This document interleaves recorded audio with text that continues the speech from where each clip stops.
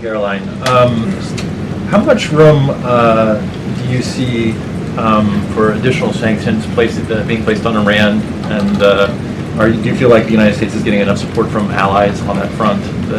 There was a letter that went to Oman and some other allies that suggested maybe the sanctions weren't, this could be for Secretary Bessent as well, but the sanctions basically weren't having the effect that the United States wanted. I'll let the Treasury Secretary, who's in charge of sanctions, answer that question.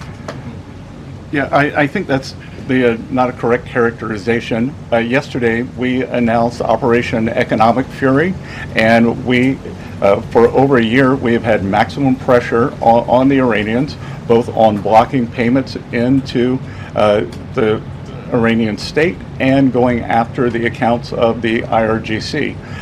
One of what may prove to be fatal mistakes that the Iranians made was bombing their GCC neighbors, and who are now willing to be much more transparent in terms of the funds, or do a deeper dive in investigating the funds that are held within their banking systems.